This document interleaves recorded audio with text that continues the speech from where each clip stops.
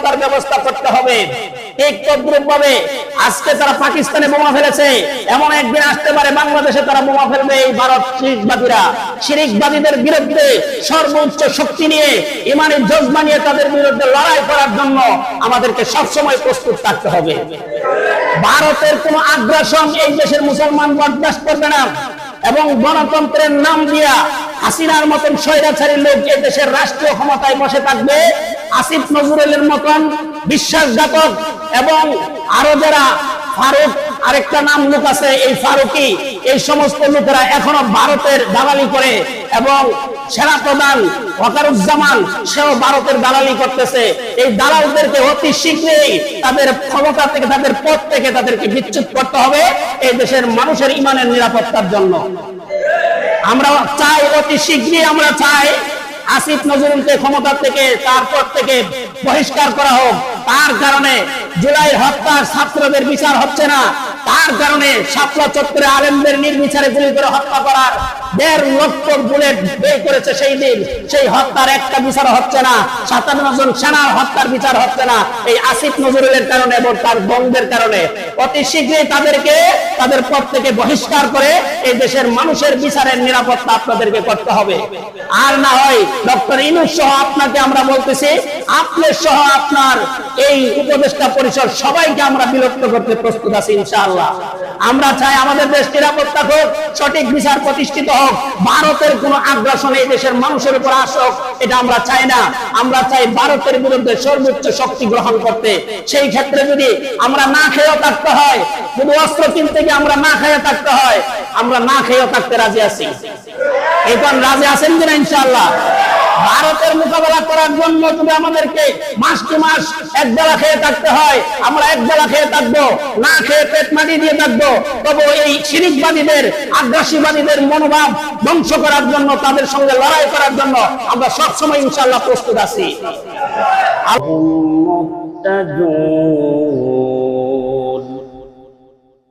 وَتِلْكَ حُجَّتُنَا آتَيْنَاهَا إِبْرَاهِيمَ عَلَى قَوْمِهِ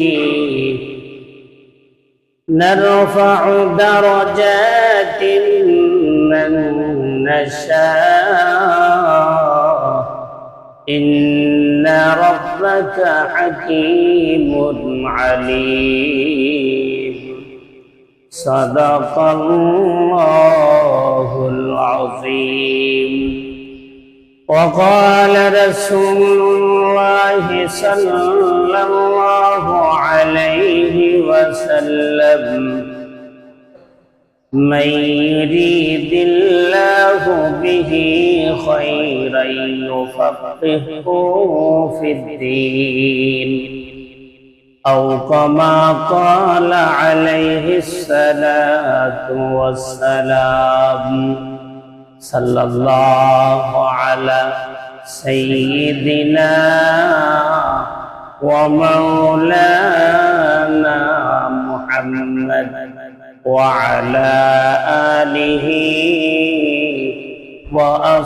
وأصحابه وسلم मुझे कुछ मिले या ना मिले मोहम्मद अरबी मिले यानी ओ शहीद जिससे अल्लाह मिले बलगल उला बिकमालिही कशफ दुजा बिजमालिही हसनत जमीअ खिसालिही सल्लु अलैहि व आलिहि। উপস্থিত সম্মানিত মুরব্বিয়ান নিজাম, যুবক ভাইরা, আলোচনা শুরু করার আগে আল্লাহ রাব্বুল আলামিনের দরবারে আমরা সর্বপ্রথম শুকর আদায় করি যে আল্লাহ তাআলা আমাদেরকে গোটা পৃথিবীর অশান্তির ভিতরে সেই পরিস্থিতিতে আল্লাহ তাআলা আমাদেরকে শান্তির পরিবেশে নির্দ্বিধায় নির্ভয়ে আল্লাহর ঘর মসজিদে আসার তৌফিক দান করেছেন।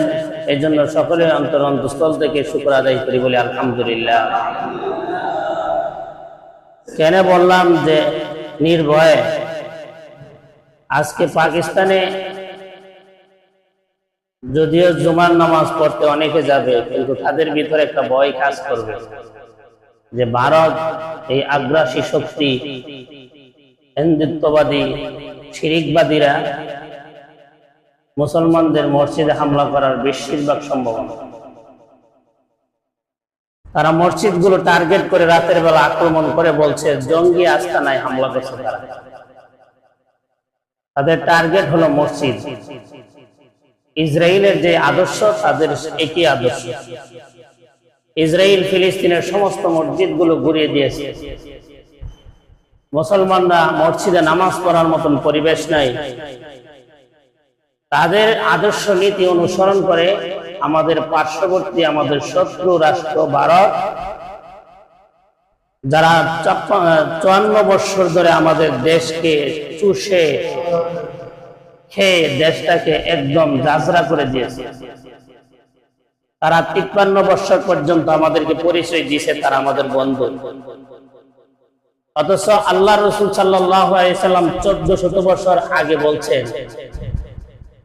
মুসলমানের কোনোদিন কোনো কাফের বন্ধু হইতে পারে না। একটা মহিলার যেমন পুরুষ বন্ধু হইতে পারে না, একটা কাফের মুসলমানের কোনোদিন বন্ধু হইতে পারে না। একটা মহিলার যদি কোনো পুরুষ বন্ধু থাকে, এই মহিলার যেমন ইজ্জত সম্মান, তার যতগুলো সম্মানের জায়গা আছে সবগুলো জায়গা এই পুরুষে নষ্ট করে দেয়। ঠিক তদ্রুপ ভাবে কাফেররা মুসলমানদের যতগুলো সম্মানিত জায়গা আছে তারা সেগুলো ধ্বংস করে দেয়।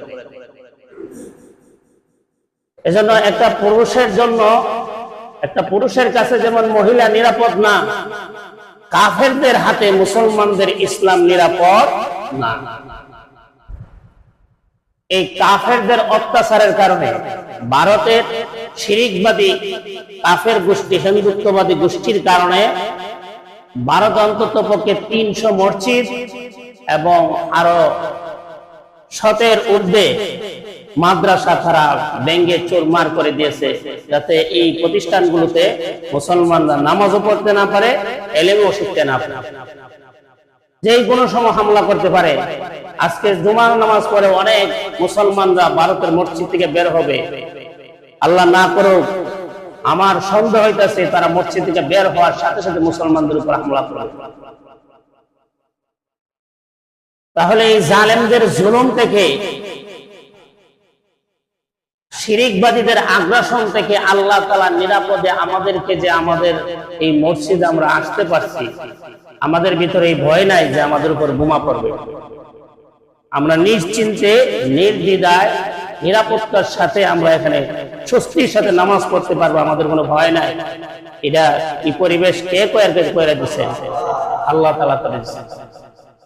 ভারতের মুসলমানদের উপর পরীক্ষা শুরু হয়ে গেছে, পাকিস্তানদের মুসলমানদের উপর পরীক্ষা শুরু হয়ে গেছে, ফিলিস্তিনের মুসলমানদের উপর আজকে 75 বছর পর্যন্ত পরীক্ষা চলতেছে। এই পরীক্ষাতে ইনশাআল্লাহ আমাদের বিশ্বাস, রাসূলের হাদিস যদি সত্য হয়, অতি শীঘ্রই ফিলিস্তিনের মুসলমান এই গাজা এবং ফিলিস্তিনকে ইহুদিদের আগ্রাসন থেকে স্বাধীন করেই ছাড়বে ইনশাআল্লাহ।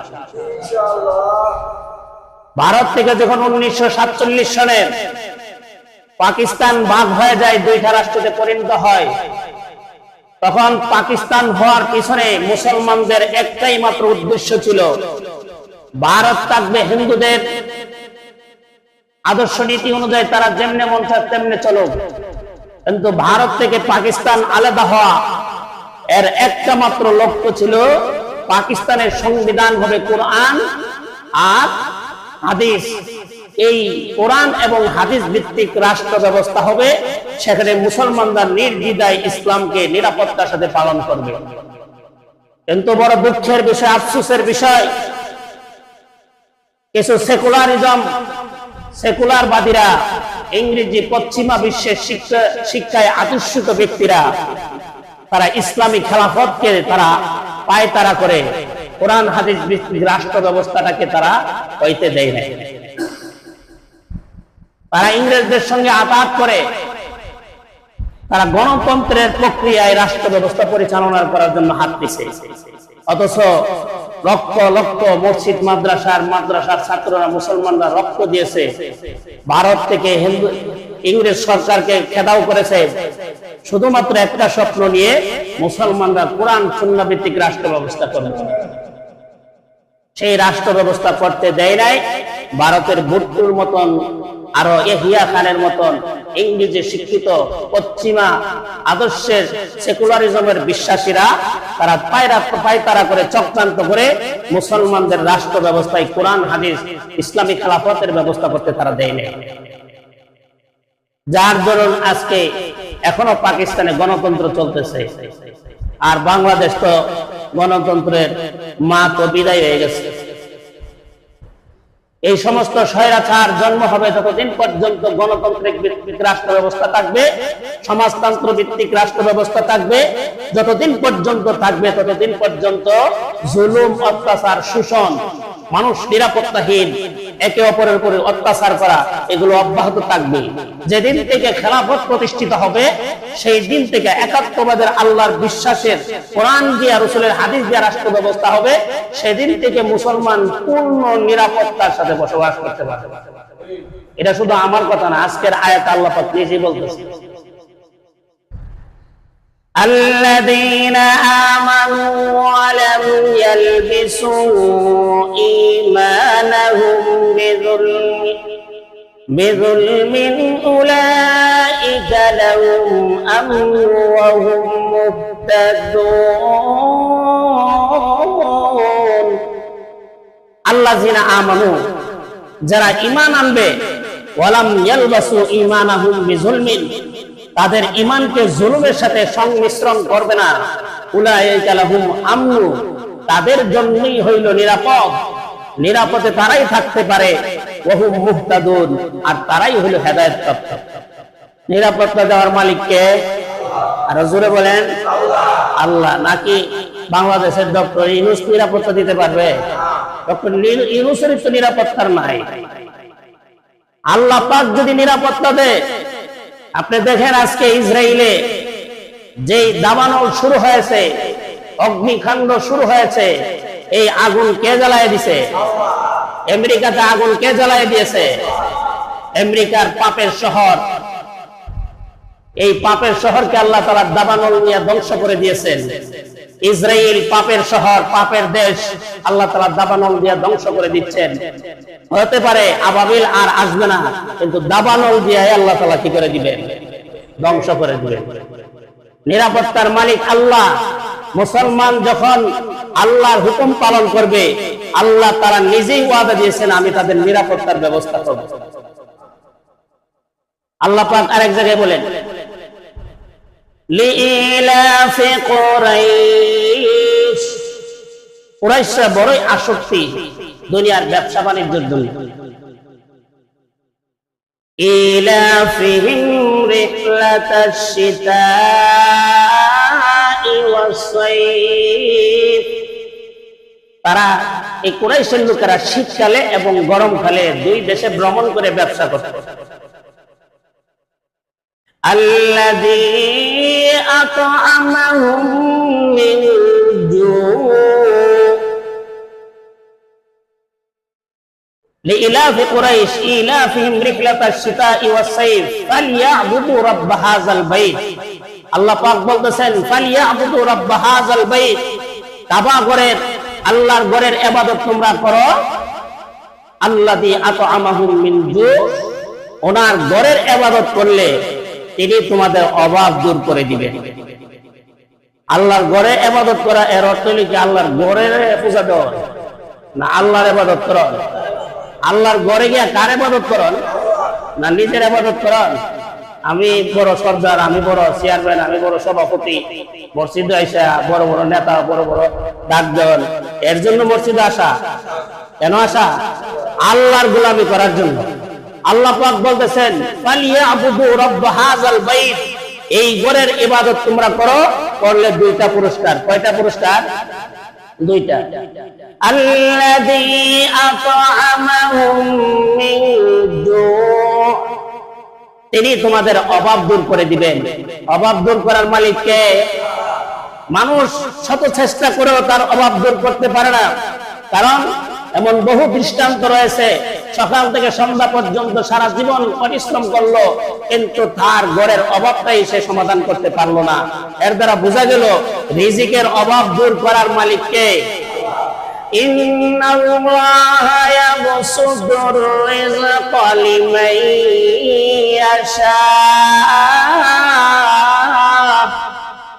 আল্লাহ পাক যাকে ইচ্ছা তাকে রিজিকের প্রশস্ততা দান করে, ওয়ায়াকদির, এবং যার বেলায় আল্লাহ তাআলা সিদ্ধান্ত নেয় তার অভাব অনটনের সংকীর্ণতার মধ্যে ফেলে দেওয়ার জন্য, ওয়ায়াকদির, আল্লাহ তাআলা তাদের অভাবের মধ্যে রেখে দেয়।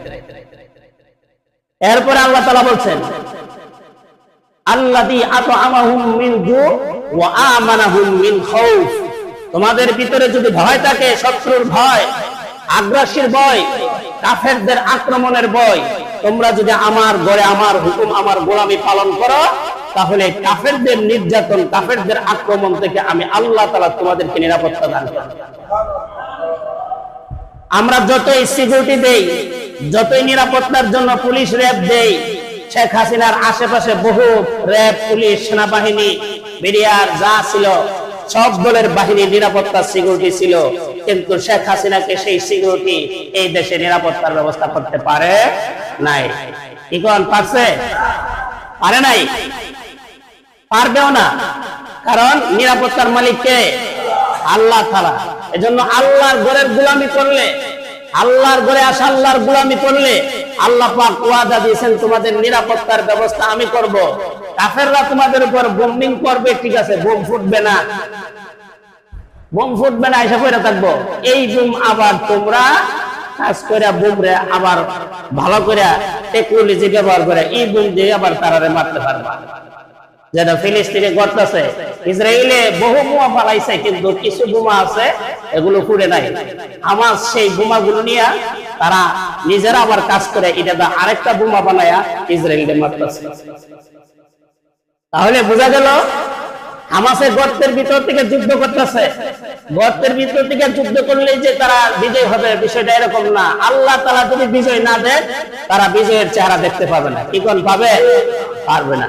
আফগানিস্তান তারা আল্লাহর গোলামি করেছে, আল্লাহর ঘরে এসে আল্লাহর গোলামি করেছে, যেখানেই ছিল সেখানেই সিরাজুতা পা দিয়া, গায়ের সিরাজামা নিয়া 5 ওয়াক্তের নামাজ সঠিক সময় আদায় করছে। 20 বছর পর্যন্ত পশ্চিমা বিশ্ব অপরাজিত শক্তির সঙ্গে লড়াই করে আফগানিস্তানের রাষ্ট্রীয় ক্ষমতা তাদের হাত থেকে ছিনিয়ে রেখে দিয়েছে। এই ব্যবস্থা কে করছে? আল্লাহ। তারা শুধু আল্লাহর উপর তাওয়াক্কুল করে যুদ্ধ ছাড়াই গেছেন।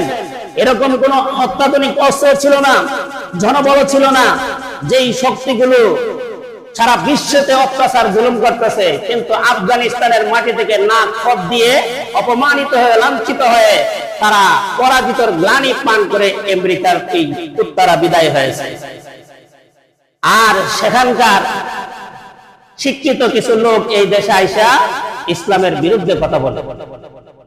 এজন্য যত নিরাপত্তার ব্যবস্থা করবেন, আল্লাহ তাআলা যদি ব্যবস্থা না করে, তাহলে আপনি আমাকে কেউ সিকিউরিটি নিরাপত্তা দিতে পারবে না। আল্লাহ তাআলার ওয়াদা, যদি তোমরা ঈমান আনো এবং ঈমানের সঙ্গে যদি জুলুম অত্যাচার সংমিশ্রণ না করো, তাহলে ওই সমস্ত লোকদের নিরাপত্তা আল্লাহ তাআলা করবেন এবং তারাই হেদায়েতপ্রাপ্ত হবে। ভাইরা আমার, এই আয়াতটা যখন নাযিল হয়ে গেল, আল্লাহ নবী বিশ্ব নবী রাহমাতুল লিল আলামিন সাহাবীদের সামনে আয়াতের বিষয় তুলে ধরলেন। সাহাবীরা রে, আল্লাহ পাক বলেছেন আল্লাযিনা আমানু ওয়া লাম ইয়ালবিসু ঈমানাহুম বিজুলমিন, সাহাবীরা যারা ঈমান করবে এবং তাদের ঈমানের সঙ্গে জুলুম অত্যাচার সংমিশ্রণ করবে না, আল্লাহ তাআলা উলাইকা লাহুম আমনু, তাদেরকে আল্লাহ তাআলা নিরাপত্তা দান করবেন শত্রুর ভয় থেকে, শত্রুর আক্রমণ থেকে, কাফেরদের জুলুম অত্যাচার নির্যাতন থেকে হেফাজত করবেন। আর এই সমস্ত লোকেরাই হুম মুহতাদুন, তারাই হেদায়েত প্রাপ্ত। এই কথা বলার পরে আল্লাহ নবী রাহমাতুল লিল আলামিনকে কয়েকজন সাহাবী দাঁড়ায় গেলেন, নবীজি আমাদের মধ্যে তো এমন কোন লোক নাই যে নিজের উপর জুলুম করে নাই বা নিজের আত্মার উপর জুলুম করে নাই, এমন তো আমরা সকলেই এই ধরনের জুলুমে লিপ্ত। জুলুম তো একে অপরের প্রতি আমরা করি, নিজের অজান্তে হয়ে যায়, তাহলে কি আমরা সেই নিরাপত্তা পাবো না? আমাদের ঈমান কি তাহলে ঠিক হবে না? এই ঈমান দিয়ে কি আমরা হেদায়েত প্রাপ্ত হব না? এই কথা বলার পরে সাহাবীদের মধ্যে অস্থিরতা শুরু হয়ে গেল। সামান্য থেকে সামান্য জুলুম করলেও যে আমরা জান্নাতের ভাগীদার হব না, হেদায়েত প্রাপ্ত হব না।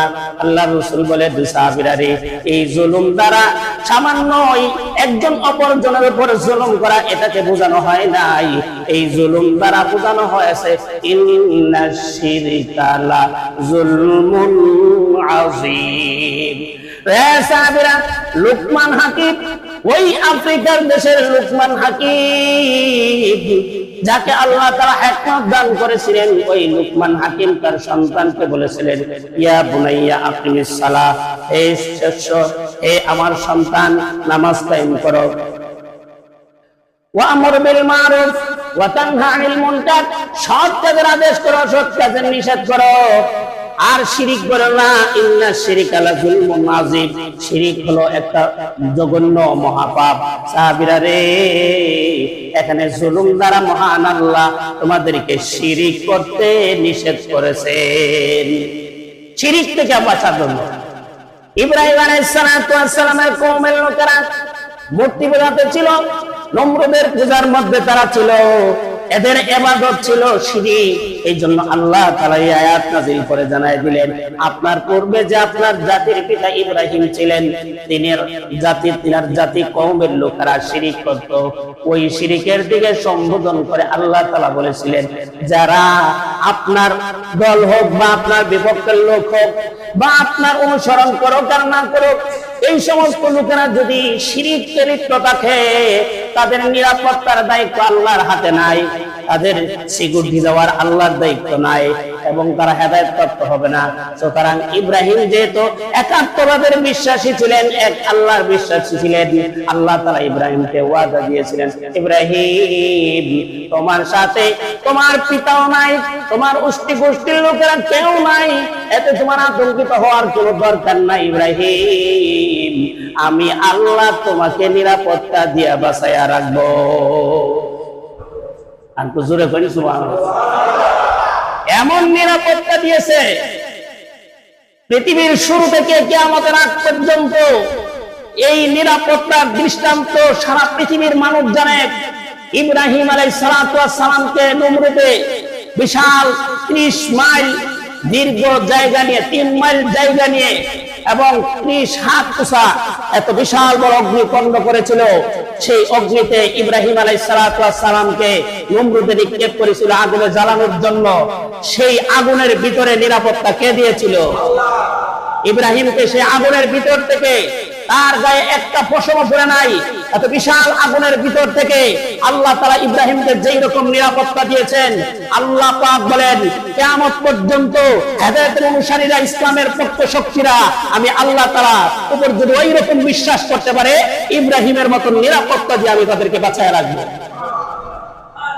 আগুনে যখন কাজ করতেছিল না, নমরুদ বাহির থেকে দেখতে পেল ইব্রাহিমে আগুনের ভিতরে খেলাধুলা করতেছে, আনন্দ খুশিতে চলাফেরা করতেছে। নমরুদ এবার আগুনকে লক্ষ্য করে বলল, কিরে আগুন, এত বছর ধরে তোর পূজা করলাম, এত পাওয়ার তোর মধ্যে তৈরি হলো, 3 মাস পর্যন্ত লাঠি জমানো হলো, এরপরে 3 মাইল পর্যন্ত এরিয়া নিয়া এত বিশাল আগুন ধরাইয়া তোমাকে স্পিড দেওয়া হলো, ইব্রাহিমের শরীরে কি তোমার ধরার মতন ক্ষমতা নাই? আগুনের জবাব আল্লাহ রাব্বুল আলামিন খুলে দিলেন। আগুনের ভিতর থেকে আওয়াজ আসলো, এরে নমরুদ, আমি আগুনের পাওয়ার আছে কিনা নাই, তুই আমার ভিতরে হাতটা দিয়া দে, তোর গোটা দেহটা আমি আগুন জ্বালাইয়া দিব। আমার ভিতরে পাওয়ার আছে না না আছে দেখ, তোর গোটা দেহ আমি জ্বালাই দিব। ইব্রাহিমের ক্ষেত্রে আমি জ্বালাই না কেন?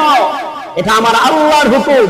আল্লাহ পাক বলছেন, ইয়া নারু কুনি বারদাও ওয়া সালামান আলা ইব্রাহিম, হে আগুন, তোমাকে এই সাহস দেওয়া হয় নাই, তোমাকে এই পাওয়ার দেওয়া হয় নাই যে আমার ইব্রাহিমের গায়ে একটা পশম পোড়ার। যদি তুমি পোড়ার ক্ষমতা রাখো তাহলে আমি আল্লাহর হুকুমে ক্ষমতা রাখতে পারো। সুতরাং তোমাকে আমার পক্ষ থেকে কোনো অনুমতি দেওয়া হয় নাই ইব্রাহিমকে সম্পূর্ণ আগুনের বেষ্টনীতে, তোমার বেষ্টনীতে তুমি ইব্রাহিমকে নিরাপদে রাখবা, এটা আমি আল্লাহর আদেশ। সেই আগুন এর ভিতরে আগুনেই ইব্রাহিমকে নিরাপত্তা দিয়ে রাখছে। যে আগুন দিয়েছিল ইব্রাহিমকে পোড়ার জন্য, সেই আগুনেই ইব্রাহিমকে নিরাপত্তা দিয়ে রাখছে। তাফসীরে যেটা উল্লেখ করা হয়েছে, ওই সময় একটা ব্যাঙ গেছিল, একটু ফরসাপ করে দিয়েছে।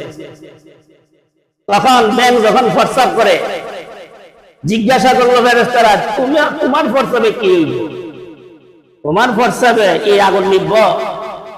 তখন ব্যাঙে জবাব দিল, আমি জানি আমার প্রস্তাবে আগুন নিভবে না, কিন্তু আমার রব দেখতেছে আমি ইব্রাহিমকে সহযোগিতা করার জন্য আগায় আসছি।